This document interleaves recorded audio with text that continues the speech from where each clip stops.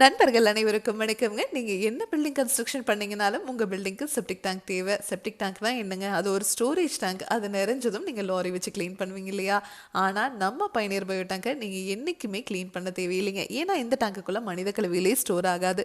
மனித கழிவுகள் உள்ளே வரவே பாக்டீரியானால சுத்தமாயிட்டே இருக்குங்க. அதனால் இந்த டேங்கை நீங்கள் க்ளீன் பண்ணவே தேவையில்லை. இன்றைக்கி நம்ம வந்திருக்கக்கூடிய ஊர் கோயம்புத்தூர் மாவட்டம் உக்கடம்ங்க. இந்த இடத்துல புதுசாக ஒரு வீடு ஒன்று கன்ஸ்ட்ரக்ஷன் பண்ணிட்டு இருக்காங்க. அதுக்கு தான் நம்ம பயணியர் பயோ டேங்க் 1200 லிட்டர் ஃபிக்ஸ் பண்ணி கொடுக்கலான்னு வந்திருக்கோங்க.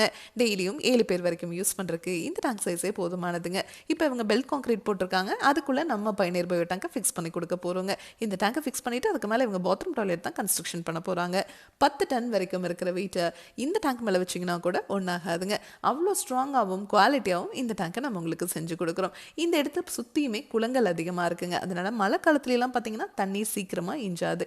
இந்த மாதிரி இடத்துல எல்லாம் நீங்கள் கான்கிரீட்டில் செப்டிக் டேங்க் கட்டினீங்கன்னா சீக்கிரமாகவே நிறைஞ்சிருங்க. நீங்கள் லாரி வச்சு க்ளீன் பண்ணாலும் சீக்கிரமாக நிறைஞ்சிரும். ஆனால் நம்ம பயணியர் பயோ டேங்க்குள்ளே 5 அறைகள் இந்த இடத்துல கொடுத்துருக்கிறதுனால உள்ளே வர்ற தண்ணி பார்த்தீங்கன்னா சுத்திகரித்து வெளியே வரும்போது அதனோட அடர்த்தி குறைஞ்சு தாங்க வரும். அதனால் பூமி சீக்கிரமாக அந்த தண்ணீரை உறிஞ்சிக்கும்.